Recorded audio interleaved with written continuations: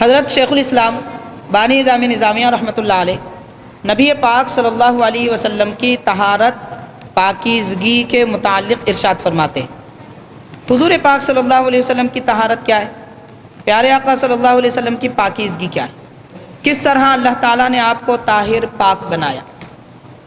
اس کے متعلق ایک اہم بات میں عرض کرنا چاہوں گا، پہلے اس کا خلاصہ آپ سماعت کر لیں کہ سرکار دو عالم صلی اللہ علیہ وسلم ہمیشہ سے پاک ہے، ہمیشہ تک پاک ہے، اور جیسے حضور پاک ہیں دنیا میں کسی کو ایسی طہارت اور ایسی پاکیزگی نہیں ملی۔ میں مثالیں دوں گا تو بہت بات طویل ہو جائے گی۔ حاضرین، حضور پاک صلی اللہ علیہ وسلم کے لعاب دہن میں خوشبو، پیارے آقا صلی اللہ علیہ وسلم کا پسینہ صحابہ کرام عطر کی جگہ استعمال کرتے تھے، بلکہ عطر میں ملا کر استعمال کرتے تھے، ایسا خوشبودار۔ حبیب پاک صلی اللہ علیہ وسلم کے چہرے انور سے تو نور کی شعاعیں نکلتی تھی، یہ مسلم ہے، لیکن نبی پاک صلی اللہ علیہ وسلم دعا کے لیے جب دست مبارک اٹھاتے تو سرکار کے مبارک بغلوں سے بھی نور نکلتا تھا۔ صحابہ کرام نے یہ دیکھا ہے، حضور جب سجدہ فرماتے تو سرکار کے مبارک بغلوں سے بھی نور نکلتا تھا۔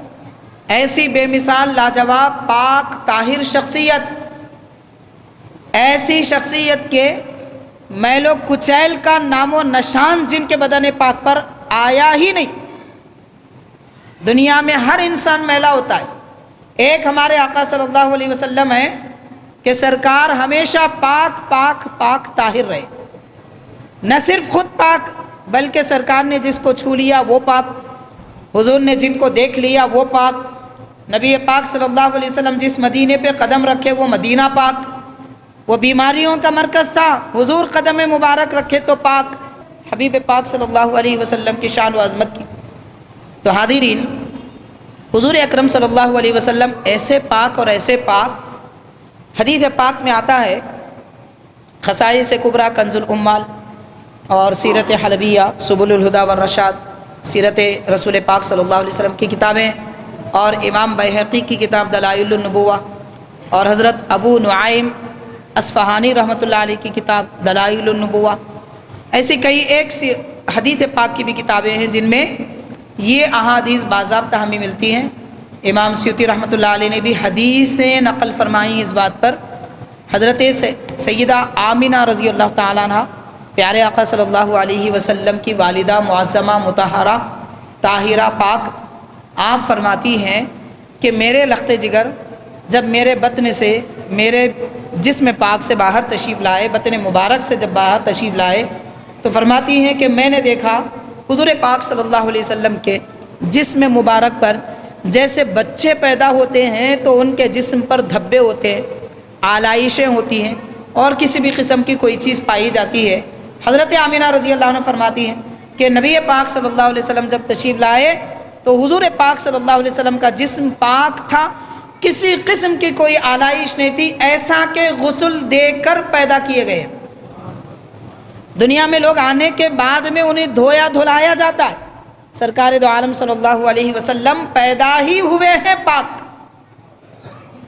گویا کہ پہلے ہی حضور کو غسل دیا گیا، اور پیارے آقا صلی اللہ علیہ وسلم طہارت کے حالت میں اس دنیا میں تشریف لائے، کوئی دھبا کوئی آلائش جسم پاک پر موجود نہیں تھی۔ حاضرین، یہ تو جسم پاک کی بات ہے، اس سے بڑی تعجب کی بات یہ ہے، سرکار نے ارشاد فرمایا لم یرى احد سوءتی، کہ کسی نے میرا سطر کبھی نہیں دیکھا، یعنی حضور پاک صلی اللہ علیہ وسلم کا سطر مبارک بھی ڈھکا ہوا تھا۔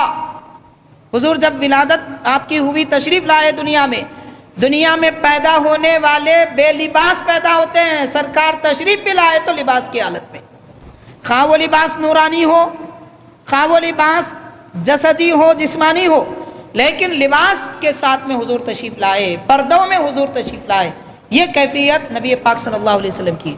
شارحین نے، علماء نے لکھا ہے، اگر کوئی، یہ پیارے آقا کی خصوصیت تو ہے اپنی جگہ، دنیا میں اگر کوئی ایک شخص بھی کسی بھی نبی کا سطر دیکھ لیتا تو وہ اندھا ہو جاتا، کسی نے دیکھا نہیں، اگر دیکھ لیتا تو وہ اندھا ہو جاتا۔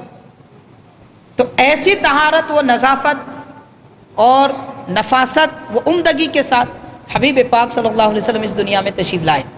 حاضرین، اب اصل بات کی طرف میں آنا چاہتا ہوں ایک اہم ترین بات ہے، بہت انتہائی اہم ترین بات ہے۔ دنیا میں بڑے بڑے ڈاکٹر ہیں اور بڑی بڑی طبی مہارت رکھنے والے لوگ ہیں، یہ بڑا ٹیکنالوجی کا دور ہے۔ اس دور میں یہ بات بڑی اہمیت والی ہے کہ حاضرین، دنیا میں جتنے لوگ پیدا ہوتے ہیں، جب بچے پیدا ہوتے ہیں تو نال رہتی ہے، پیدا ہونے کے بعد ایک نال رہتی ہے جسے کاٹتے ہیں۔ اس کا تعلق کیا ہوتا ہے؟ بچے کی ناف سے ماں کے رحم سے ہوتا ہے۔ ماں کی جو بچے دانی ہوتی ہے اس کو رحم کہتے ہیں، رحم سے بچے کے ناف کا کنیکشن ہوتا ہے جسے نال کہتے ہیں۔ یہ ہوتا کیا ہے؟ یہ دراصل غذا کا ذریعہ ہے۔ بچہ جو ماں کی پیٹ میں پرورش پاتا ہے، ہمارے رب کی قدرت ہے، خالق کائنات، بدیع السماوات والارض اس کی شان ہے۔ اللہ تبارک و تعالیٰ آسمانوں اور زمین کو بے مثال پیدا کرنے والا ہے۔ آسمان زمین صرف کہا گیا، آسمان اور زمین میں جو کچھ ہے، اس کے درمیان جو کچھ ہے، سب کو بے مثال پیدا کرنے والا ہے۔ بے مثال کا مطلب کیا؟ یوں سمجھ لیجئے کہ حاضرین، کوئی بڑے ملک کی کمپنی کوئی نیا آئٹم بناتی ہے تو اس کے بعد کیا کرتے ہیں؟ لوگ نقل کرتے ہیں، پھر یہ ملک میں بنا، یہ ملک میں بنا، یہ ملک میں بنا۔ جیسے کمپیوٹر مثال کے طور پر، سب سے پہلے ایک جگہ کہیں بھی بنا تھا، جہاں بھی بنا، اس کے بعد لوگ اس کی نقل کرتے رہے، کمپیوٹر بنائے۔ تو انسان کو صرف نقل کرنا آتا ہے، بے مثال کوئی چیز دنیا میں کوئی مخلوق بنا ہی نہیں سکتی۔ بے مثال پیدا کرنے والا صرف اللہ تبارک و تعالیٰ ہے۔ تو جو چیز بے مثال پیدا فرمانے والا ہے، اللہ کی صفت ہے خالق اور اللہ کی صفت ہے بدیع۔ تو اللہ تعالیٰ بدیع السماوات والارض ہے، آسمان اور زمین اس کے درمیان والی ساری مخلوقات کو بے مثال پیدا فرمانے والا ہے۔ کیا مطلب اس کا؟ میں اس کو دو طریقے سے آپ کو سمجھانے کی کوشش کروں گا۔ دیکھیے، اللہ تعالیٰ نے انسان کو پیدا کیا۔ سب سے پہلے اللہ نے انسان کو پیدا کیا حضرت آدم علیہ السلام، بے مثال ہے۔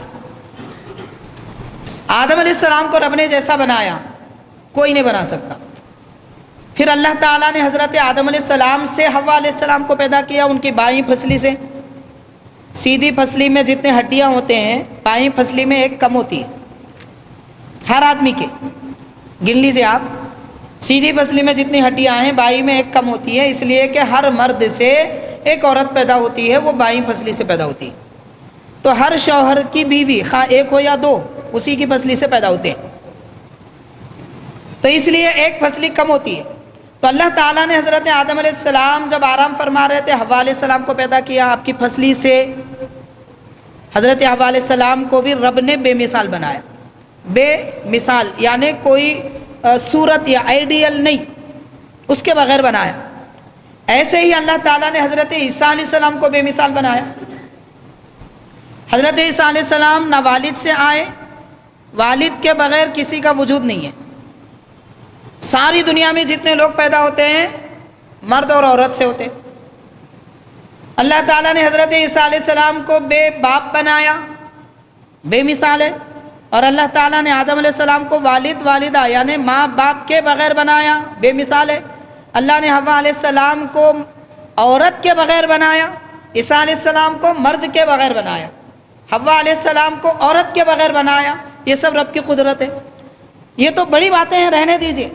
جو انسان دنیا میں ماں باپ سے پیدا ہوتے آ رہے ہیں، نسلیں بڑھتی جا رہی ہیں، ایسا ایک انسان بھی کوئی دنیا میں پیدا نہیں کر سکے گا۔ تو یہ شان اللہ تبارک و تعالیٰ کی ہے۔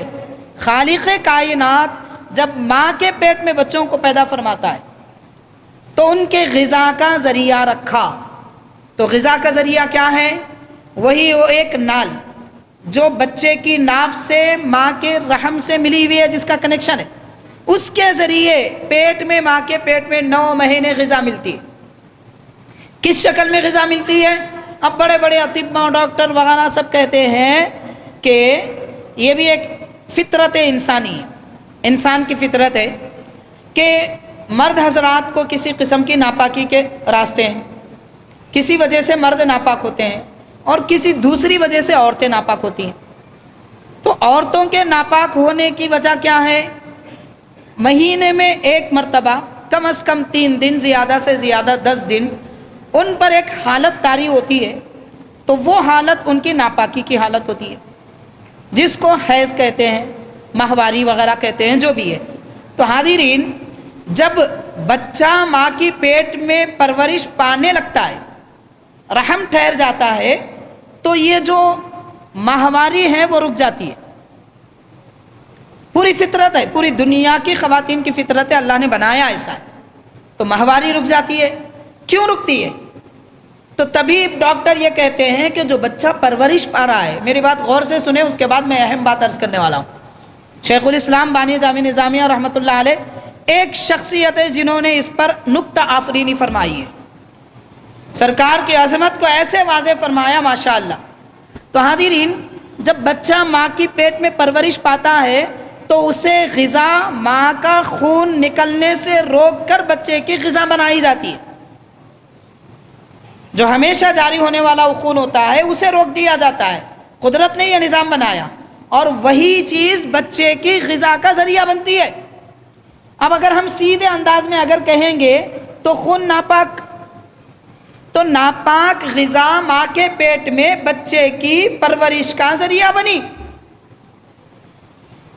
تو حاضرین، حضور پاک صلی اللہ علیہ وسلم جب اس دنیا میں تشریف لائے، حضرت آمینہ رضی اللہ تعالیٰ عنہ فرماتی ہیں، حضرت شفا رضی اللہ عنہ فرماتی ہیں، حضرت عثمان بن ابو العاص رضی اللہ تعالیٰ عنہ کی والدہ محترمہ فرماتی ہیں، ایک نے تین چار خواتین گواہ ہیں، اور ایک حدیث نے کئی کتابوں میں، سینکڑوں کتابوں میں یہ حدیث پاک ہے کہ سرکار جب اس دنیا میں تشریف لائے تو آپ کا نال کٹا ہوا تھا، یعنی ماں کے رحم سے کنیکشن نہیں تھا۔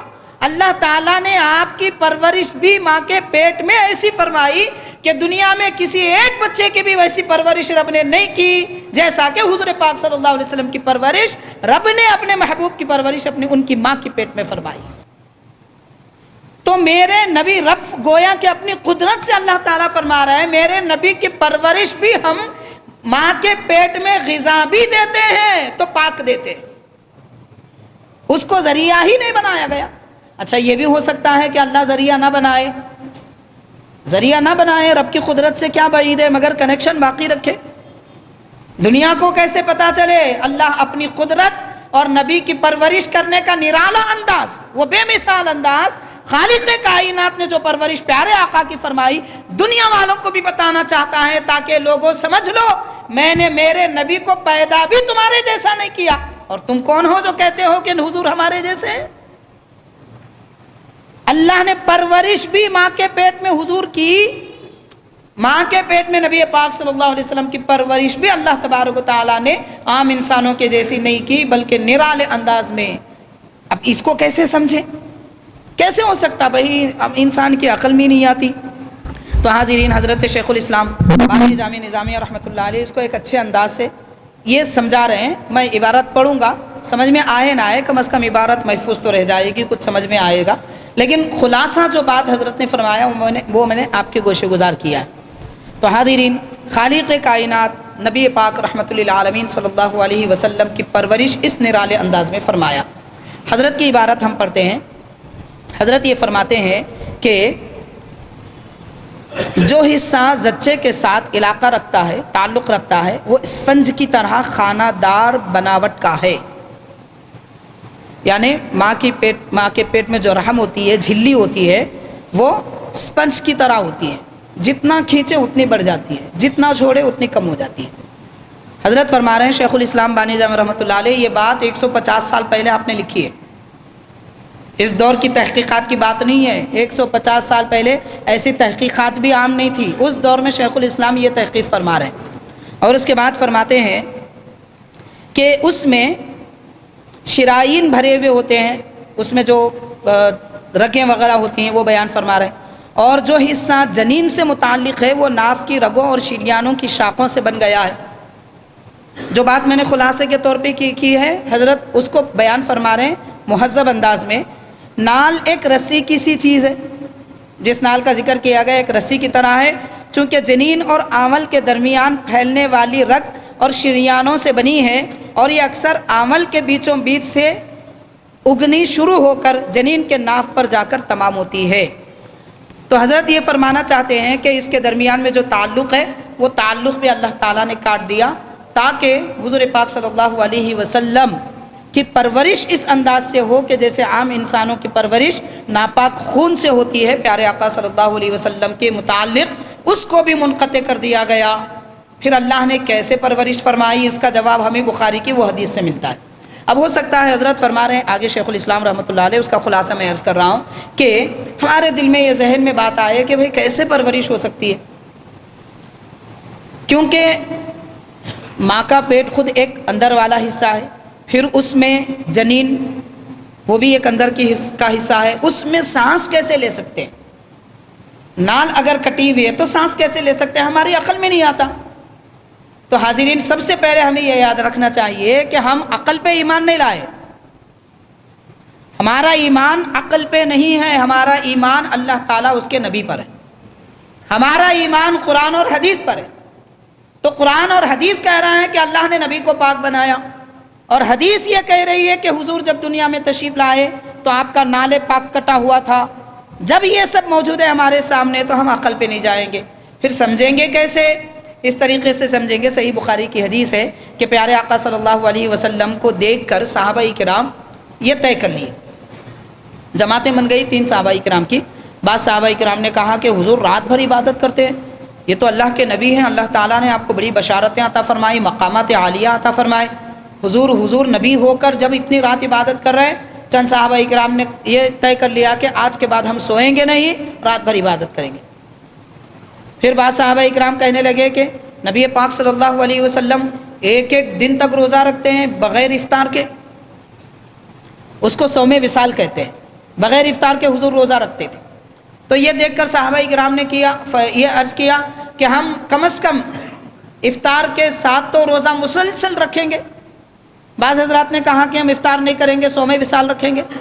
تو نبی پاک صلی اللہ علیہ وسلم نے یہ گفتگو ان کی سماعت فرمائی اور باہر تشریف لائے، ارشاد فرمایا کہ ایکم مثلی، اے لوگو تم میں کون میرے جیسا ہے؟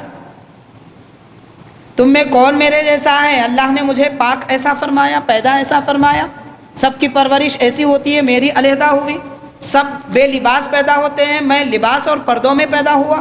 اللہ سب دنیا میں انسان کی شکل میں آتے ہیں لیکن میں نور بن کر آیا، شکل انسانی میں نور بن کر آیا۔ حضور نے اپنے اعلانات فرمائے کہ تم میں کون میرے جیسا ہے۔ اس کے بعد فرمایا کہ ابھی تو عند ربی، میں رات میں میرے رب کے دربار میں رہتا ہوں، تم اپنے گھر میں رہتے ہو۔ فرمایا ابھی تو عند ربی، صحیح بخاری کی حدیث ہے۔ پھر کیا؟ یطعمنی ربی ویسقینی، کہ میرا رب مجھے کھلاتا پلاتا ہے۔ تم یہ دیکھ رہے ہیں کہ میں افطار نہیں کرتا، روزے پر روزے رکھتا ہوں، تو میں دنیا کی غذا نہیں کھاتا، رب کی قربتوں کی غذا کھاتا ہوں، روحانیت والی غذا کھاتا ہوں۔ میرا رب مجھے فرماتا ہے اے میرے حبیب کھاؤ، تو رب کھلاتا ہے، میں کھاتا ہوں، اس لیے میں صوم وصال کرتا ہوں، بے افطار کے روزے رکھتا ہوں۔ تو حاضرین، جو ذات پاک افطار کے بغیر کئی دنوں تک روزے رکھ سکتے ہیں، وہ حبیب پاک صلی اللہ علیہ وسلم 9 مہینے اپنی والدہ کے شکم میں بے غذا نہیں رہ سکتے۔ تو دنیا کو خالق کائنات یہ بتانا چاہتا ہے، اس لیے حضور کی ولادت بھی ہوئی تو ایسے ہوئی کہ دنیا میں بچے پیدا ہوتے ہیں تو ان کی نال کاٹنے کی ضرورت پڑتی ہے۔ پیارے آقا صلی اللہ علیہ وسلم کی نال پہلے سے کٹی ہوئی تھی۔ تو حاضرین کرام، نبی پاک صلی اللہ علیہ وسلم کی شان و عظمت کے متعلق یہ تفصیلات ہیں۔